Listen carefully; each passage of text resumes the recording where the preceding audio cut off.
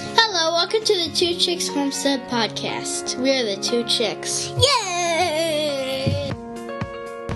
Hi, I'm Nate. And I'm Erin, and we talk about homesteading and living on a small piece of land. All right, everyone, welcome to episode 85, January 31st, 2024. January's finally over. Yes. It's been like 75 days. And it's like 50 degrees outside. Yeah, it's so gross. The backyard is nothing but mud. It's lovely. Although I'm kind of wondering if spring is going to be like the middle of summer where it's all dry, or if we're just going to have a continuous spring forever. We'll see. I mean, I'm already hearing people in the Pacific Northwest saying they're having trees bud. Yeah. So, I mean, there's people tapping trees by us. Yeah. I think we might miss that boat a little bit. Yeah, it's one of those years where I think we are okay just kind of laying low. Yeah. Almost. Yeah, because, I mean, we have enough projects going on, and doing sap has always been a huge production. It is. But we use it, and we love it. So if it does work out, that'll be awesome. But if it doesn't, it's 1 year. Yep. And I think we took a break. Or 1 year we didn't have any because it went bad. Oh, yeah. Yeah. So. Well, that's what I'm worried about now, is that we do it too early, and then we just forget about it. Because it's not in our brain right now. Right. And then it's bad, and we just wasted all that time. Yeah, I mean, we may wait until the middle of February, go tap all the trees, and find out it's already over. Yeah. So, we'll see. It's something to keep an eye out for. I gotta go find all the stuff. Yep. Clean the buckets. Find the buckets. Yeah. So we'll see. Yep. So we have been talking a little bit, and we came up with a really good idea about dealing with stress and anxiety. Yep. So I think not lately, as in like recently, but it's a topic that's not taboo anymore. Like it used to be, or maybe I just felt like it was something that people just didn't talk about. Mm-hmm. And it was just kind of like, people were just seen as shy or whatever. Yeah, I definitely see that. I think you and I are both shut-ins for the most part. And unless it's somebody that we want to talk to, we don't really talk that much. Yeah. It takes a lot of effort to talk to people, so it needs to be someone that's worth it. Exactly. And we don't have a million other things going on, because that is always us too. Yeah. So. Yeah. But yeah, we wanted to come out with a few things and kind of say how we handle stuff, and kind of try and give you guys some ideas, and maybe see some history that we've dealt with over the years, and kind of go from there. Yeah. So I've always had issues with anxiety. I was on Paxil, I don't even remember, maybe 20 years ago. I know I was living at home. Mm-hmm. Yeah, it was before we met. Yeah. And it was awful. Like, I feel like it worked like a week, and then I was like zombie person. Mm-hmm. And then deciding to get off of it after I don't even know how long I was on it, the doctor was like, oh, just cut them in half and just wean yourself off. Well, that was like a disaster, because you get off that stuff too quick, and it's... Yeah, because it's pretty addictive. I remember being dizzy, and just... It was not fun. And so I did research and found a liquid version so that you could, like, really slowly wean off. And I remember going to the doctor, and he's like, that doesn't exist. I'm like, well... Yes, it does. I see it right here. So, I mean, I think I remember going in, like, 2 or 3 times, and finally he was like, fine, I'll just give you the prescription. And so that's how I got off of Paxil. But yeah, it was rough. Yeah, and it's one of those things where you're a zombie when you take it, and you're crazy coming off of it. Yeah. I mean, it's rough. Yeah. I know a lot of people that have taken it over the years. I know I haven't all that much. I'm not a big fan of medication. I think you just sometimes get desperate enough where it's like you just need to try something. Exactly. And if it came down with that with me, absolutely, then I would try something. But I've always been stick my head down and do something. Yeah. So that's always, like, you can tell, I know you can tell when I get that time of year because I fixate on something. Yeah. And, like, I'll fixate on the radio stuff and I'll fly through all of that. And then I'll fixate, like, we have video games down here. I'll come down here for a couple hours and play some video games. And I've always been like that. Mm-hmm. Where it's, I need to go do something else and I need to put my mind somewhere else. Yeah. So that's always how I've kind of coped with it. It's never really been the greatest, but I know I had issues with depression and a little bit of anxiety. Not nearly as bad as you, I think. Yeah. With the anxiety stuff. But in all reality, I think everybody deals with depression at some point in time. Yeah. So it's a matter of how you handle it. Yeah. I mean, I've noticed that the anxiety is almost worse since being home, like not working, because there's no, like, clock. There's no time out where it's like, okay, now I can just go home and chill. Mm-hmm. It's like I'm just always on the clock. Yeah. No, so it never really ends. I totally get it. And that's why at night when the girls go to bed, it's like, okay, you go have you time. Mm-hmm. Go relax. Play your stuff and listen to your music and type or do your writing and stuff and just chill out. Yeah. So where nobody needs anything. Exactly. You get a good solid 2-3 hours at night to do that before you go to bed? Yeah, it depends on if I want to stay up till midnight or not. Yeah. Or if the little one comes down. Yeah, but so she goes right to sleep on the couch, so it doesn't... Yeah. It's fine. Exactly. So, and then I know one of the problems that you had was dealing with postpartum. Yeah, so after I had the first baby, it was fine. Like, it was just normal new mom nerves. The second one was bad. And I don't know why. If it was because it was winter or, you don't have all those 5 million people coming to help you because you already know what you're doing. I don't know. Right. It was just one of those things. And I remember doing an online doctor's appointment and I put in there that, I'm feeling some postpartum depression. And my appointment was like a week and a half out. I'm like, that's all right. I can handle it. I got a call like within 20 minutes saying, how about tomorrow? Yeah. to come in. And then that's when I started taking sertraline, which is the generic form of Zoloft. Yeah. And I don't know how long I took that. You were on that for 2 or 3 years. Yeah. And then, I don't remember. Because it was all of Bowling, or the tail end of Bolingbrook in the first couple of years here. Here, yeah. So, and then all of a sudden it was just like, maybe we were getting into like more prepping things, and it was like, if the world were to end, I don't want to be on this. Or maybe it was during COVID, and we were listening to John Willis a lot, and it was like, if you have a prescription, like, and you don't need it, then don't have it or something. Right. It was just kind of like a mindset change. I don't know. Exactly. And I think, and some of it I know I was pushing for you to get off of it because I wanted Aaron back. Yeah. And you were definitely a zombie for a couple of years. Mm-hmm. And now that you're off of it, I think you're doing pretty good coping with stuff. Well, yeah, it's just finding other alternatives. Mm-hmm. And now you're the Aaron that I remember. Yeah, I mean, the anxiety is definitely still there. Mm-hmm. But now it's almost part of my personality. Yeah. Where, you can laugh about it and you can almost, like, connect with people in a way. Because it's like, you have anxiety? No, I have anxiety. No, and it's like, Yeah. One of those things where it's like, okay, well, let's just go be awkward together because exactly that's just how it is.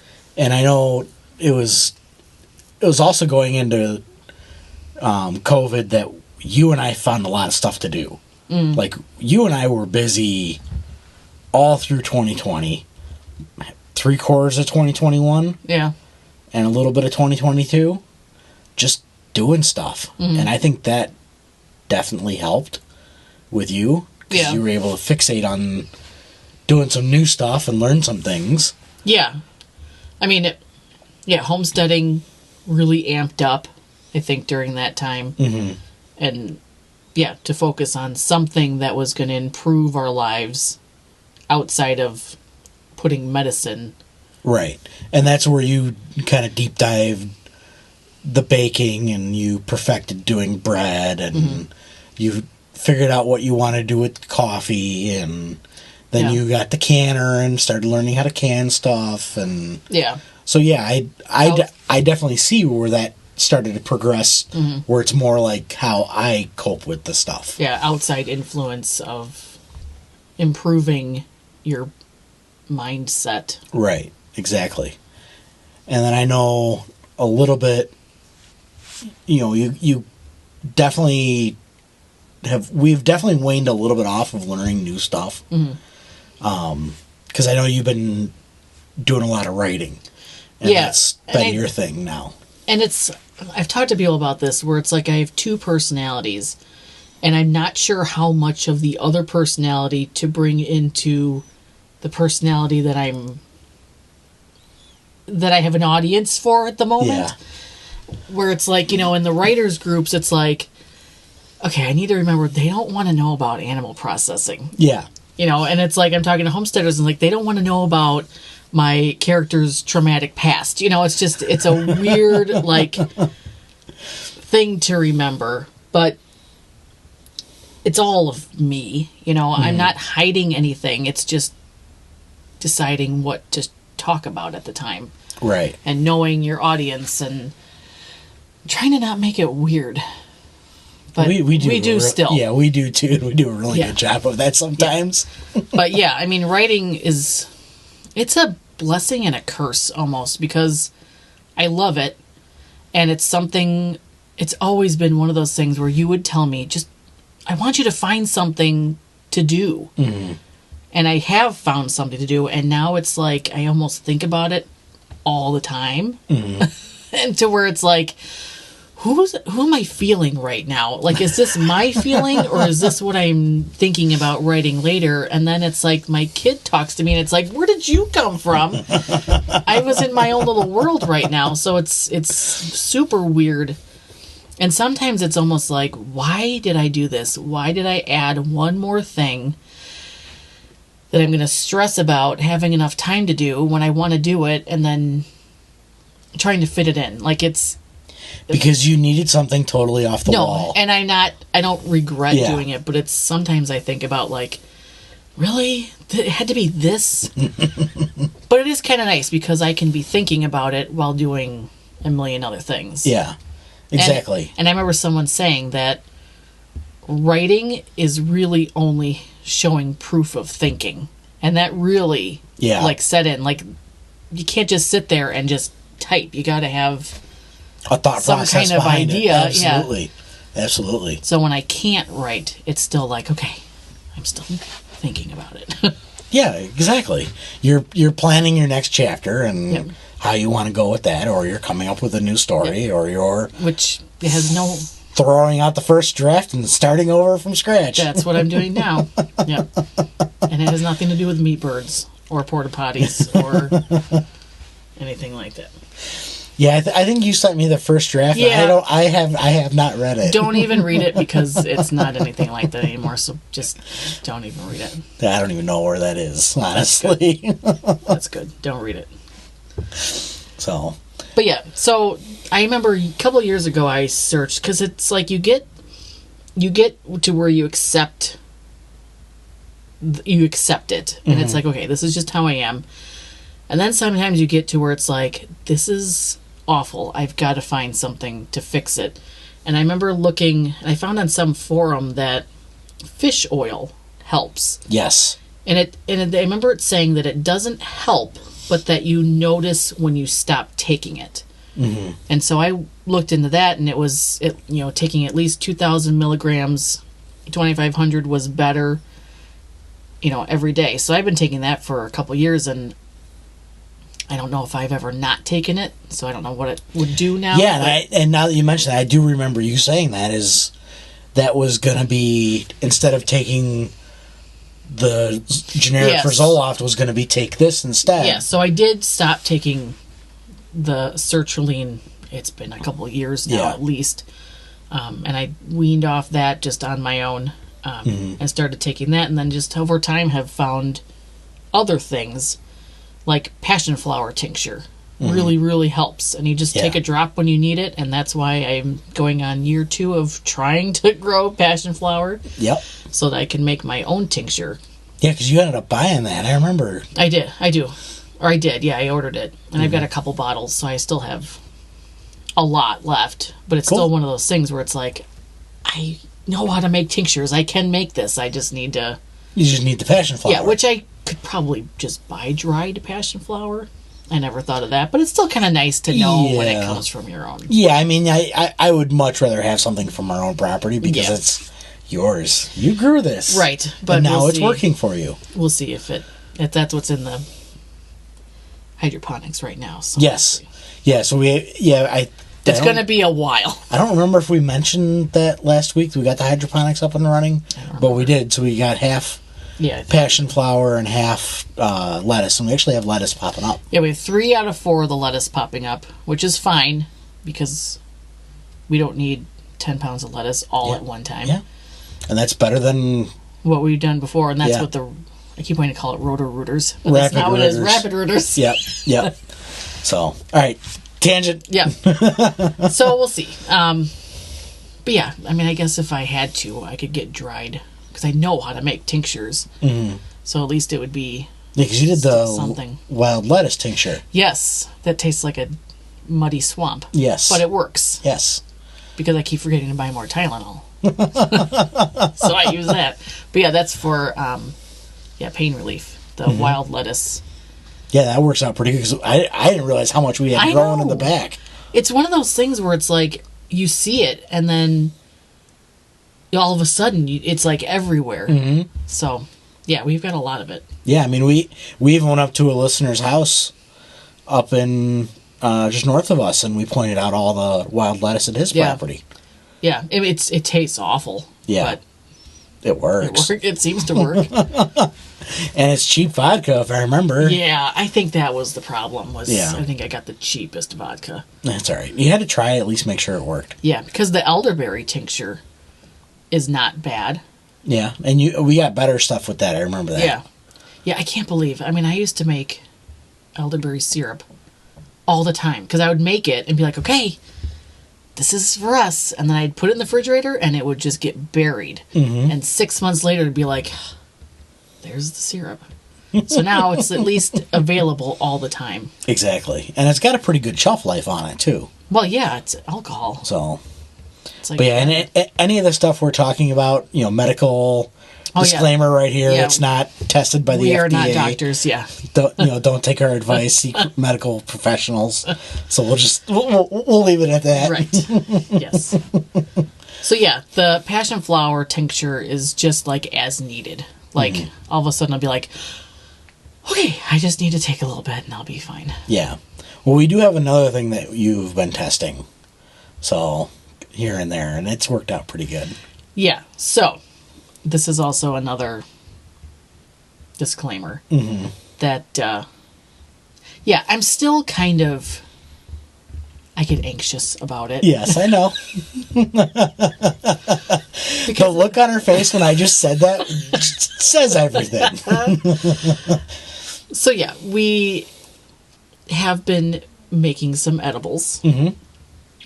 And I think that's the only reason why I could try it was because we know exactly where it grew, and I'm assuming everyone knows what we're talking about. Yes, I would assume so. So THC edibles. Yes. So we know where the plant grew, and we know how it was harvested, and it's butter that I bought and ingredients that I bought, and it's all here. Right. And it's not some kid down the street. Exactly. It's not some kid down the street just making this in his house. It's you doing it or it's store-bought. Like we do have a little bit of the store-bought that we got first. Mm-hmm. And then just to test it and make sure it would actually work on you. Right. And I think it works. Yeah, so another disclaimer is I only use it when the kids are gone. Yes. I mean, and you're home. Yes. It's not like I wake up every morning and get high to deal with my children. Exactly. I think it's been like a couple times where it's in the evening or mostly when they're gone. Because I get freaked out where it's like I'm the main parent. Yes. Not that you're not important. I'm the working parent. But, and even when you're home, if something happens, they come to me. Yeah. So it's like I don't feel comfortable not being myself or being able to deal with what's happening. Which is why you don't take a huge dose. Even if you do, it's only a little tiny piece. Yeah. So yeah, and I had a hard time with it because for 41 years, I thought people that used it were druggies and lowlifes, and it's just how I grew up that it was like, don't talk to those people. You know, they have drugs. Oh, yeah. And I mean, in high school, I used it a lot to sleep because I had insomnia problems. So even to this day, even if I take some, if the only time I take it is either when I've overdone a project at the house and I am really, really, really hurting, like the day we rebuilt the coop. Oh, yeah. That was on a Saturday, and I took something because I was so sore I couldn't even move. Yeah.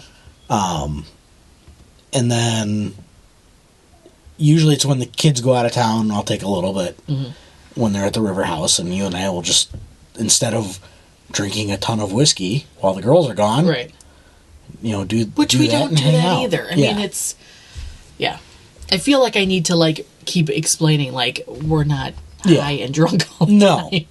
No. I think we've bought one bar, so if you ever bought these bars, you'll know what they look like, but they're about the size of a Hershey bar. Yeah. And I think a little bit bigger. Yeah, a little bit bigger.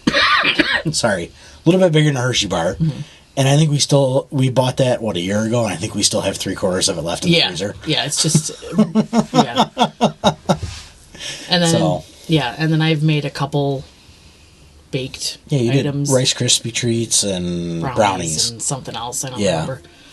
But now every time I open up the Fruity Rice Krispies cereal, that's all I think about. Because it's not pleasant. No. Yeah.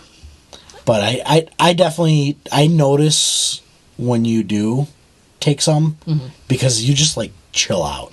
Yeah, it's almost like my brain is loud all the time. And taking that is kind of like, it just kind of slows down. Yeah. It mellows you out, lets you catch your breath on a few things and just go sit down for a little bit and relax. It's like a little bit of a reset. Right. So, and I think it's worked really good for you. Yeah. So. I mean, it's just nice to know. It's almost like, you know, during the week, during the day, if I'm feeling like really anxious, I know it's there, but I can go, this isn't that bad. Like, I don't need to do that. Like, it's there, but I'm not going to do that right now. And so it kind of, that calms me down, is like, this isn't the end of the world. Whatever's happening right now is just... Well, I mean, there's been once or twice that you've taken it while the kids are here. It is what it is. Yeah. So, and I even remember you saying the first time you did it, it's like, I feel so guilty doing it. I'm like, hon, you're fine. Yeah, I mean... It's like I feel like I'm in trouble. I'm trying to explain to my parent, like, no, it wasn't me. These aren't my pants. Exactly. But I mean, I think that has definitely worked really well for you, and I'm glad you were willing to give it a try, because I I always had the major issue with it because of who I dealt with in the past, and it was a lot like what you're talking about, the burnouts and the, the stoners and the people who cared more about doing drugs 24/7 than actually functioning. Yeah. I mean, I know in mom groups, I knew moms that would be like, oh, I'm having such a terrible day, I couldn't take my edible this morning. And it was like, you have to take that every day? Like, it just is weird. Yeah.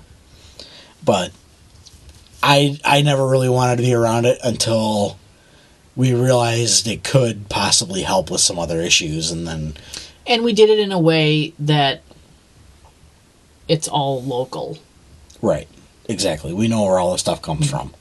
So, I mean, the butter is store-bought, but... Yeah, but it's still at our house. Mm-hmm.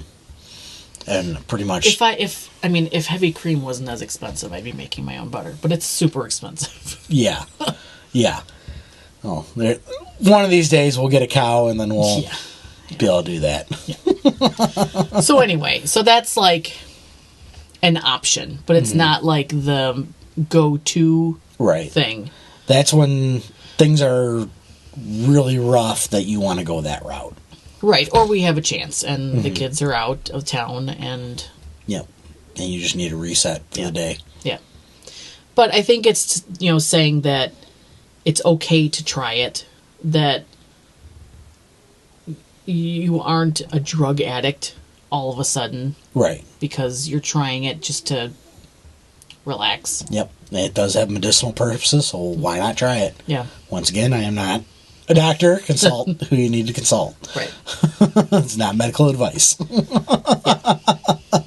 So, even though I am ordained, I could probably make a one of those things that like schools have you sign to not get vaccinated.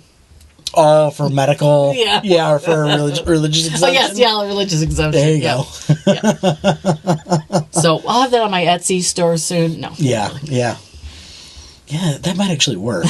I don't know. I know when, during COVID, I saw a lot of moms in online, natural mom groups asking if anyone was ordained to sign. Oh, yeah. And it was like, I don't know if I could do that. I don't really need my name out there, Dr. Aaron. Yeah. Oh, it's not Dr. Aaron, it's Pastor Aaron. Is that what Minister. it is? Minister? Minister, yeah. Yeah. No. Close enough. Yeah. So yeah, that's definitely how we handle a lot of stuff. I know you and I have different routes we've come from, but we've kind of done the same things over the years.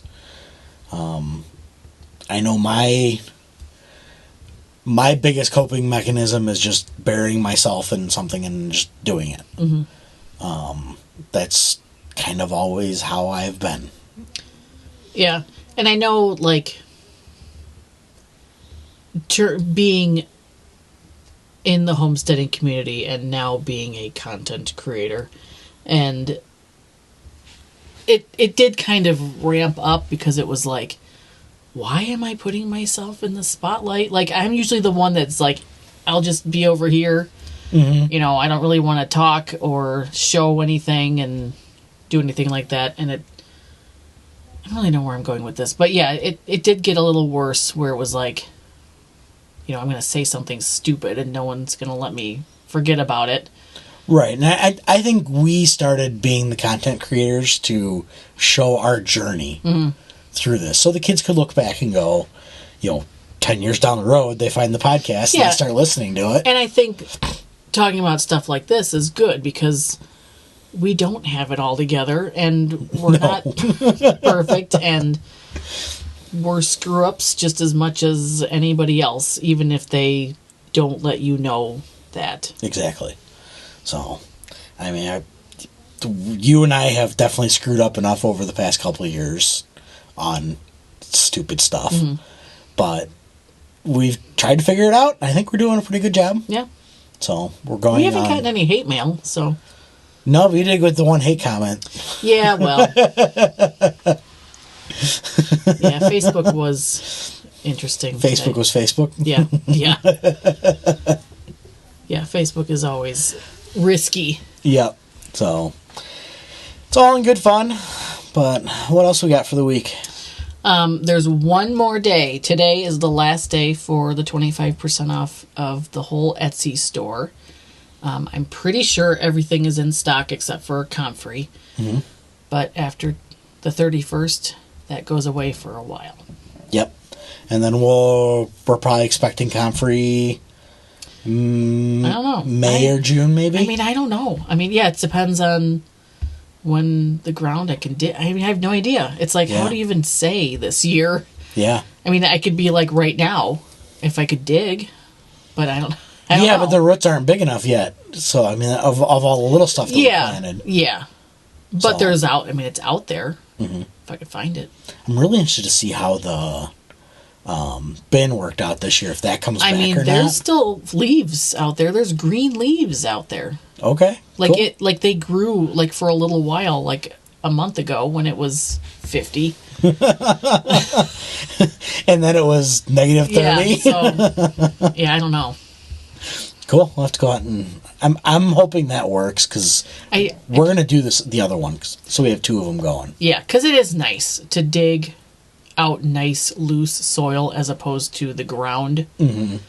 But I will dig the ground.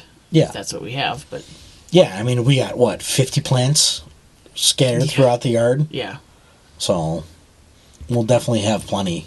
Yeah, kind of looking forward to it because I know that was a lot of fun for you to get that and sell it and get it packed up and shipped out. Yeah. So. Yep. We'll have that coming up this year. We should have a new radio listed in the next week or 2. I need to get out and get some photos. So it's the radio that we have in your truck. Okay. So I already have it here. Just got to get some product photos and get that posted. And then we also have the handhelds up. So anybody is interested in some radios, check out the website, twochickshomestead.com. We got everything up over there. Because that's not an Etsy deal. That's a web page deal. Yep. So, but yeah, I think that's pretty much it for the week. Yeah. All right, we'll catch you guys next time. See you on the homestead where something is always growing, eating, or cooking.